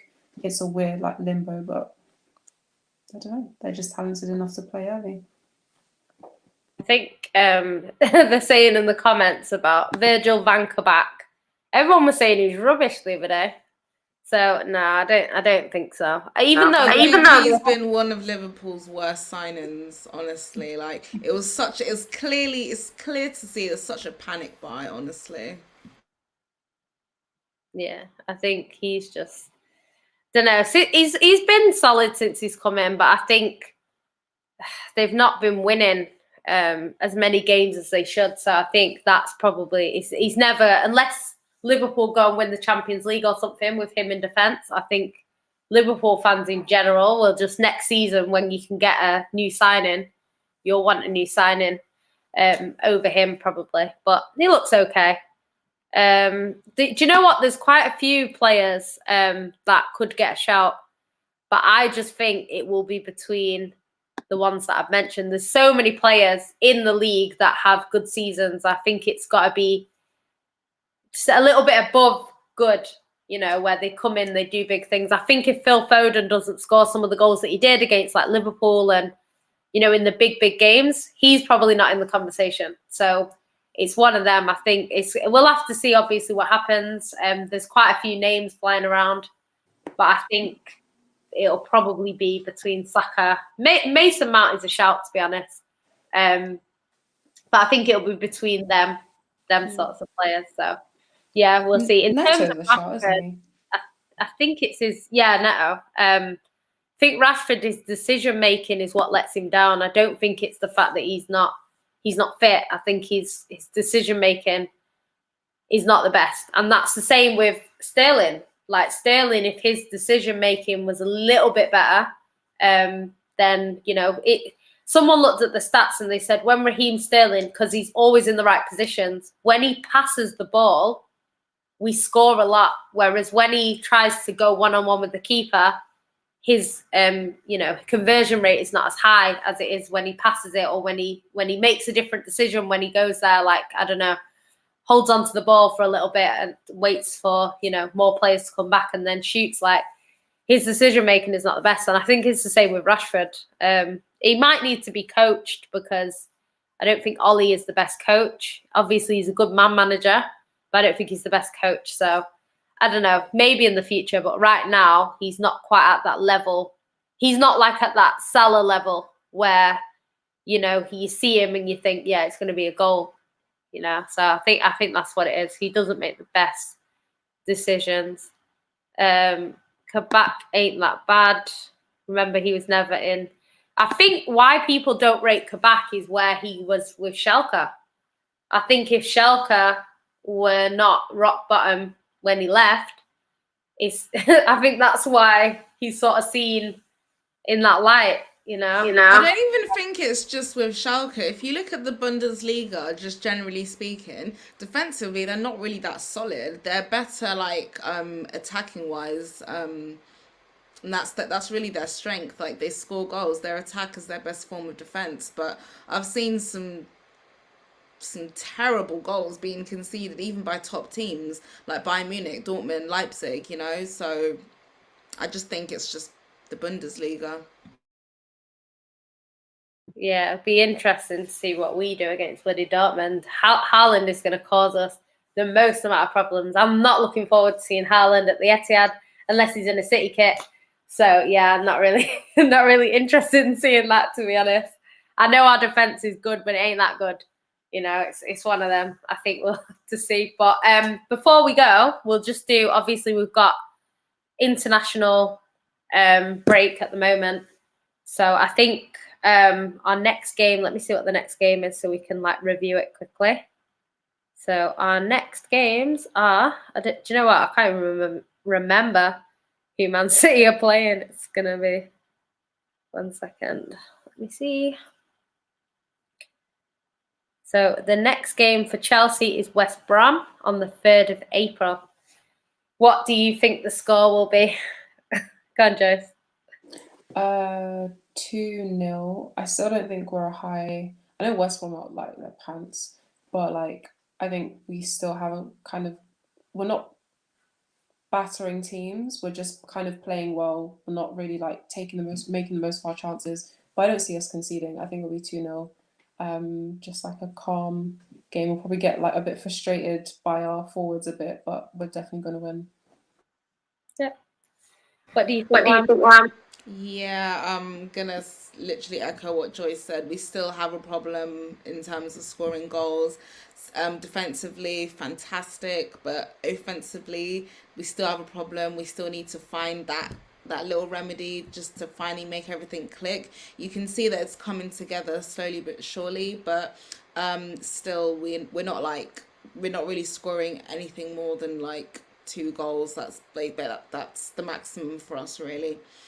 So until we start being more clinical, I don't see any more than 2-0, and that's just because West Brom are terrible.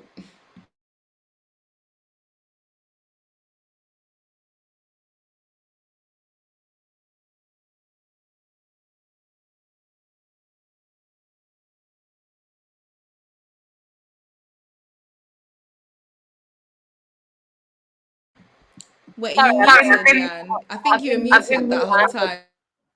Yeah, well, sorry. Yeah, I was going to say I think that's the right result. I think it will be 2-0 to Chelsea. The next game we've got is Leicester versus Man City. We're away at the King Power. City's record is not the best against Leicester in general, never mind away. So, yeah, I think it's going to be a tough game for Man City. I don't actually think we'll win this game. I think we'll draw. We did lose to them at home. We do have a better defence. But I can see this being a draw, especially if Kelechi plays, because Kelechi is just on fire. I love that guy, to be honest. So, yeah, I think it's going to be like a 2-2 draw, to be honest. Out of all the games that we've got, I think the league is the least important for us to win in. You know, if we're gonna go to Dortmund, I think the week after it needs to be, or the same week, we need to kind of prioritize that Dortmund game, because we need to go there and win away, so that when we come home, we've got a lead of some sort. So yeah, I could see us maybe resting a few players, and therefore I could see us drawing 2-2. What do you guys think?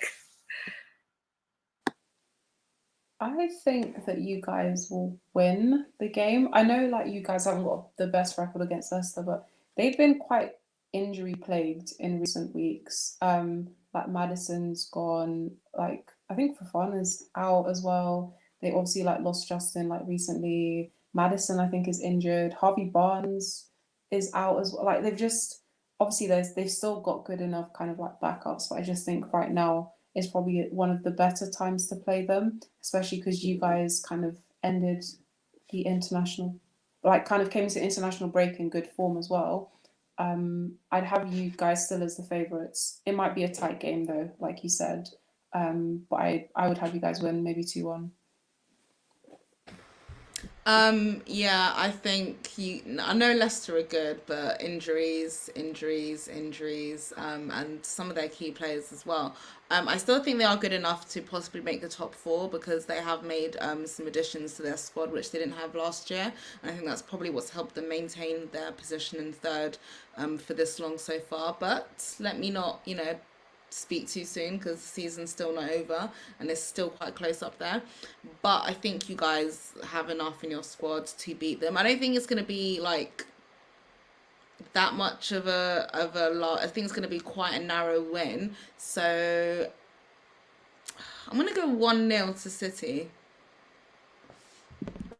I hope so. I hope we win. Some people are just asking me in the comments about something, so I'll answer these and then we'll go on to the big game of the weekend. Well, the biggest game of, well, I suppose Leicester City is probably the biggest game at the moment, but there's another big game coming up. Valvatran says, what is my view on Angelino? I thought he was good at Man City. Pep didn't favour him. He's very good going forward. Defensively, not so much. I think he played in that Manchester derby where Man United beat us and his performance in that was terrible. And I think after that, he kind of never really got back into the team. And then obviously he left. What I don't like is the fact that he's kind of trying to throw Pep under the bus and kind of making comments that he probably shouldn't be making. But you know what? I'll always like him for knocking Man United out of the Champions League. So can't really fault him. But yeah, I thought he was a good player. It's just he didn't really fit too well in with our team. I think just the way he played, but he's decent. My view on Mahrez, I love Mahrez actually, to be honest. He's our player of the month. I have criticised him once before and Ryan jumped on my neck and was like, you hate Mahrez. I don't hate Mahrez. I criticised him because he was terrible against Cheltenham. And I thought, like, come on now, you need to be doing well against Cheltenham out of all teams. And yeah, so it's one of them. So yeah, I don't know. He's one of them. I think at Man City, he hadn't reached his potential. I think right now we're seeing the best of Mahrez. We are seeing that, whereas we hadn't really seen that. We see it in sort of bursts. So he'll play like 2-3 games, he's really, really good. And then the next 3 games, not so good. And then he gets dropped and then he comes back and he's not great. And then we see the best of him again. So we're seeing that now. Gabby, you know my thoughts on Gabby. I like him. Do I think he's clinical enough? No. Do I think he's a natural striker? Also no. Does he still do quite well in our team? Yes. Is he better on the left? Hell yes. So we'll see what happens to him. But yeah, it's Lancey says they've got Wolves. I hope you beat Wolves. I actually want you to finish in the top 4. I think Chelsea will make the top 4 as well. Ravi says, Jan, is there any more academy players that could make it into City's first team? There's Doyle. Doyle is a great player in our midfield. He actually both of his granddads played for Man City back in the day, so he's a proper Man City product. So yeah, I think he will burst in one day. He has played a few cup games for us. Liam Delat, very clinical, scores a hell of a lot of goals. So yeah, who knows? He might, especially because I think Man City are going to go all out for a big striker that's going to cost a lot of money. I think we will need a backup that we've not bought. So Liam Delat makes sense to get into our squad. He's already played a few games. He's already scored. So yeah, it'd be nice to see him come through. He's Rory Delap's son for everyone that doesn't know, but he's actually a striker and he's really, really good. So that's him. Indiana. And if anybody doesn't know who Rory Delap is, yeah, this guy, yeah, ooh, them long ass throw-ons for Stoke City back in the day. Like he used to get assists from a throw-in, like crazy. But yeah, apparently he can't throw the ball that well, Delap, but he's just a fantastic player. Indiana says, all this United slander, we need a United queen on this show. Now, we're good, actually. We like the United slander, and, you know, she'll block it out, so we're good. Yeah, we're good, Indiana. We're good. Just keep it how it is. Over here. Yeah, no, we're not. No bigging up Man United on this show. It's hosted by me, you know. And it's basically a Chelsea show with me. That's what it is, this show. Like the queen and like the princesses who want to get to that level, innit? Like, because Man City is the level that we Chelsea want to get to. Like that's the goal, that's the ambition. You see, we're looking towards better things, not yeah. Do you know what's funny? I actually think this season's gonna get so much. This show is gonna be so funny next season because I actually think it's gonna be us in a title race. So it's gonna be like it's gonna be crazy. Just like us, like knocking heads every weekend. It'll be good though. It'll be good. I prefer it to be City or Chelsea than like City or Liverpool or City or United. So it's better. Big up One Rovers Vlogs. He's always supporting. Big up to him. Ravi's asking, Lambs, what are your thoughts on Tammy?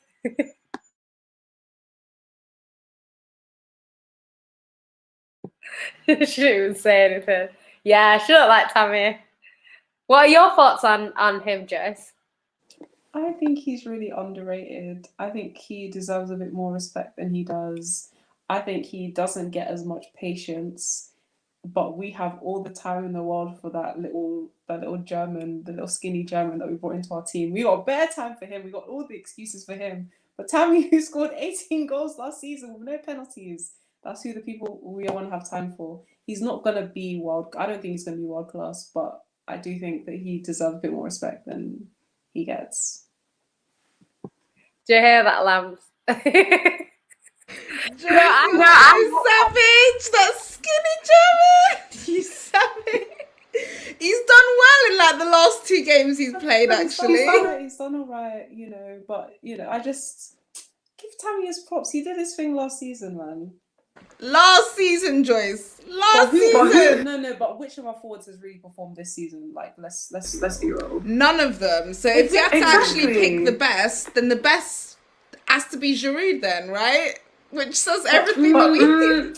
Yeah, because he scored the most important goals for us. He scored 4 goals for us in the Champions League. He scored that away goal for us, that bicycle kick, quality goal by the way, against Atletico Madrid. He scored like a few very crucial goals for us in the back end of last season when Tammy suddenly stopped performing and Lampard had to drop him. So I actually think if we had to pick the best striker at the moment, it has to be Giroud. Yeah, but also like, I don't want this to turn into a Chelsea show thing, but what I will say about Giroud is that Giroud, when he doesn't score a goal, Giroud is not a useful player.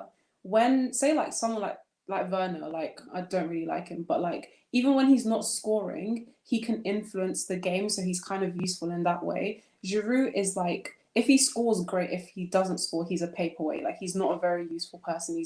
I don't think he's that great at bringing people into like the game and stuff. And also, like, his stats are like, what's the word? They're like skewed by the fact that he comes on and scores goals as well. Because when you look at like the games where he plays the full 90 minutes, I don't think that he's that amazing. But like, you're right, he's not a starter. Giroud is not a starter. Even for Arsenal, he never really used to start many games. Like, he is a super sub. Yeah, just keep him in the back with his pretty hair to super sub and do super sub things. Do you know what? Like, I think there are certain players that are impact players and they're better. Like, I remember towards the end of his career, like, Dzeko was one of them. You brought Dzeko on late in the game, you know you're going to get a goal or you're going to get something. Whereas obviously he was fine starting as well, but I always thought when he's on the bench, I'd always expect something from him when he came on. So yeah, I get it. I do get it. I love Giroud. Giroud is my favourite Chelsea player right now. They're asking, what are you guys' thoughts on Havertz?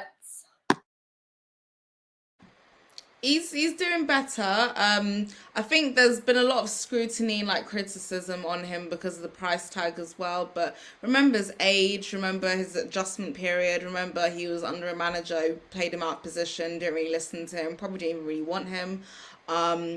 He had a really bad case of COVID as well. So, these are all things that a player does have to kind of get used to. And we've seen recently, we've seen glimpses here and there, even during this supposed bad form, of the potential that this guy has. And, in the last couple of games, we've seen that he can put those long legs to some great use and string some beautiful passes. So I just want to see more of that more consistently. I think he does need to build up his strength a little bit as well, but I think next season he will come good, especially under this manager.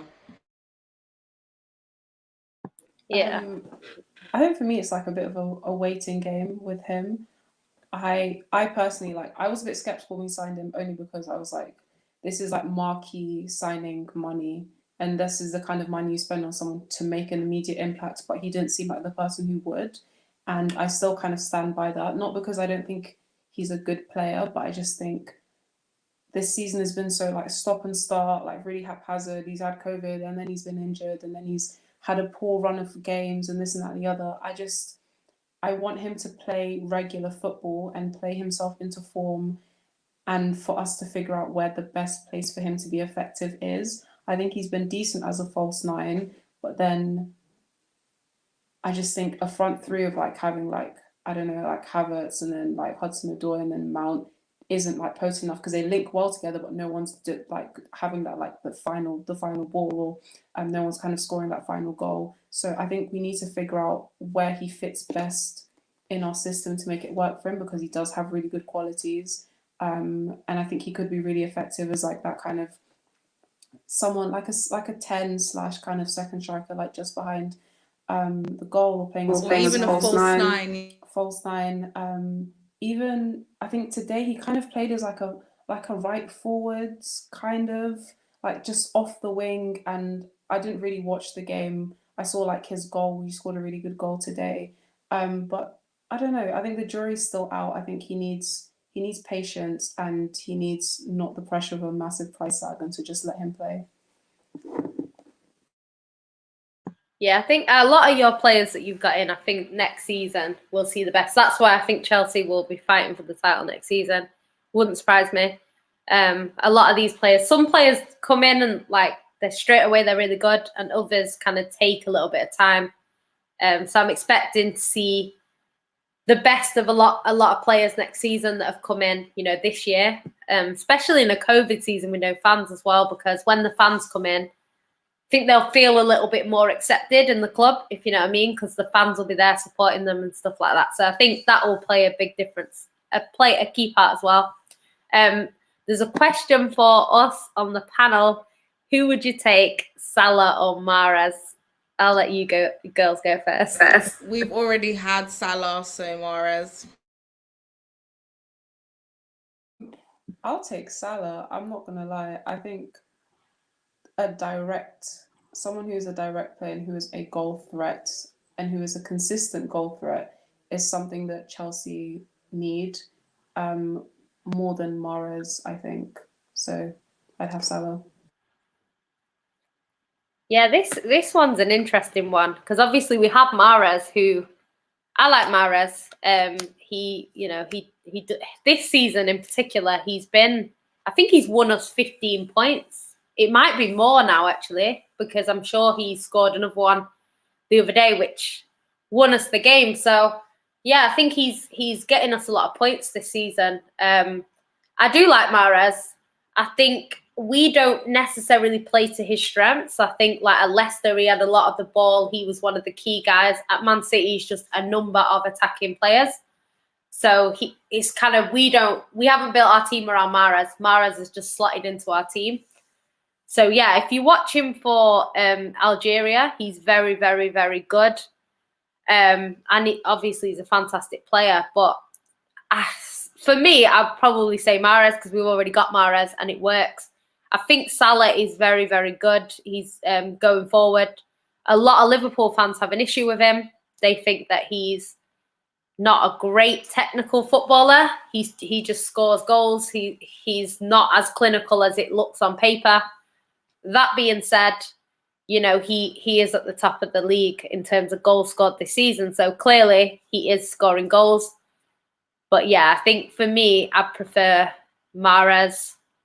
But I don't know. You can't deny what Salah's been doing, really. You can't. So it's one of them. I think anyone would take either, really. I think it's one of them. But yeah, I don't know. Ryan hates Salah. He says Mahrez all day over the Egyptian Dan James. A lot of, you know what? Because I saw someone the other day that was agreeing with Ryan, and they were saying Salah's not that great, and I was thinking, what? Like, because obviously from a City perspective, I only really watch him now and again, and he seems to score.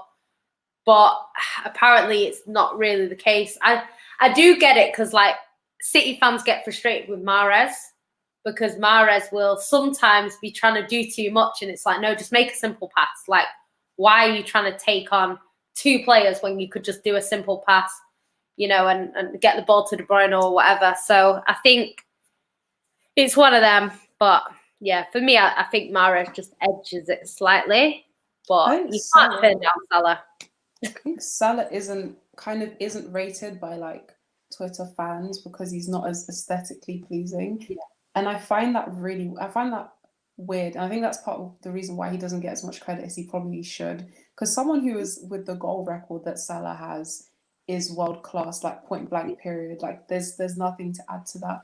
But I think because Mahrez is like, you know, you can make a Mahrez comp look exciting, do you know what I mean? Because he's doing rainbow flicks, he's doing step overs, he's dribbling, like he's nice to watch. But Salah is like a more effective player. Salah, and I know like obviously Mahrez did that for Leicester, but I think in the City team where he's been in, maybe because he's been surrounded by so many other like quality players, he's not been the standout player.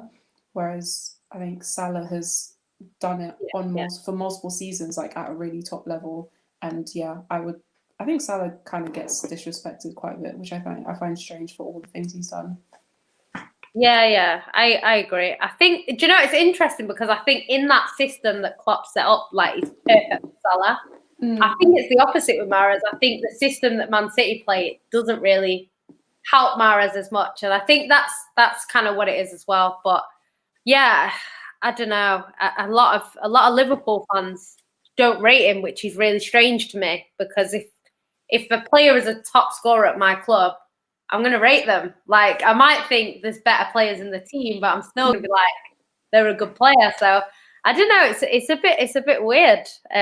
Just people's take on it, really. I think it's not one of them where one's clear of the other. I don't agree with that. I don't think Mahrez is clear of Salah. I don't think Salah is clear of Mahrez in terms of talent.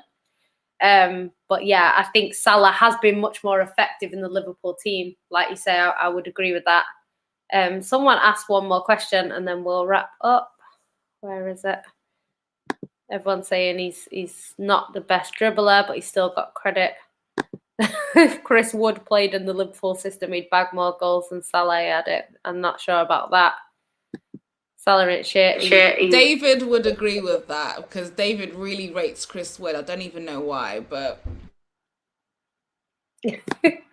yeah, I agree with this. The system he plays in definitely does suit him, but he has been scoring big numbers before he joined Liverpool, so I don't think it's just that, but that system does get the absolute best out of him. I'd agree with that.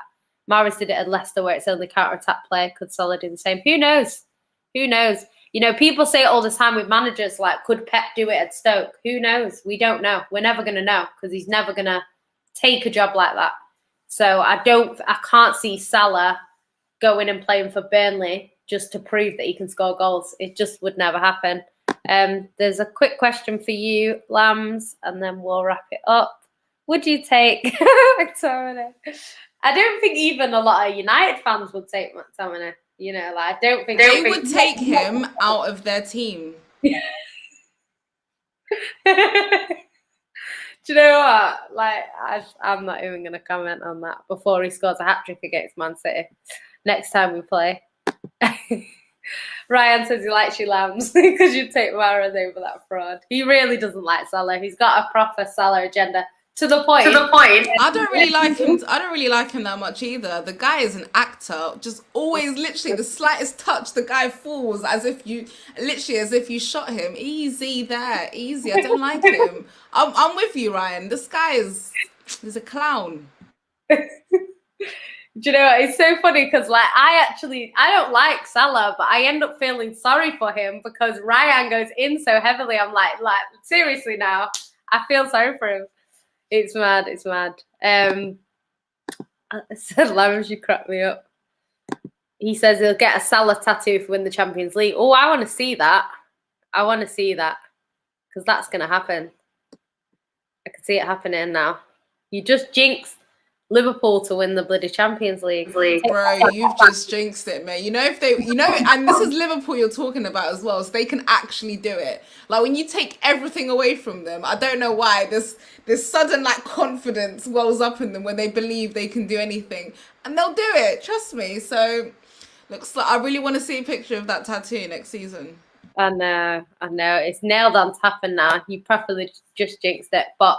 We'll wrap up there because we've been here a while. Thank you for everyone tuning in. If you haven't already, please like the video, share, subscribe. You know the drill. He said he doesn't hate Salah, he just doesn't rate him. I think it's kind of the same thing at this point. Ryan is going to be in the mud. He is going to be in the mud, but I'm going to keep my money because, if City win the Champions League, I owe Ryan some money. So I don't think we'll do it, and I feel I'd be rich. But we need to swap it the other way around. So if we don't win it, I get some money. That's what needs to happen. So yeah, it's one of them. But thank you everyone for tuning in. Joyce, where can everyone find you? I don't know. So I'm on Twitter and Instagram and Clubhouse at eljoyce_.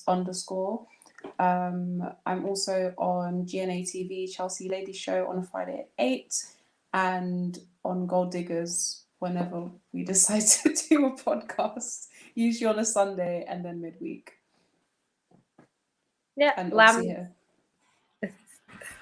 Yeah, you can find me here with Jan on doing the Offside Rule most Thursdays. Like, I'll maybe miss the odd one in a month if I have like so much to do, but like 3 out of 4 Thursdays, so that's pretty good. You can also find me, like Joyce said, on GNA TV, on the Chelsea Ladies Show, Midnight Vibes on the Football Terrace. They do a show of Bits and Bobs. We started a show actually on Sarcasm City. I think we're going to do it every 2 weeks about like politics, racism, stuff that's going on in the world, and it's called What's Politicking You Off, so you guys can also check that out as well. So just here, there and everywhere, man. If I list it, we're going to be here all day, and I think we all want to go to bed. But on socials, I'm on Instagram at Lami Ahmed, so yeah, that's all. Yeah.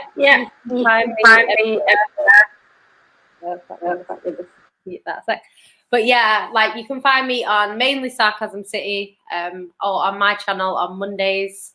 I do a show on Monday night at midnight, so subscribe to Yan City ENT and also Sarcasm City. And yeah, you'll find me here every Thursday. And thank you guys for tuning in. Make sure you subscribe if you haven't already, and like the video if you haven't already. Bye.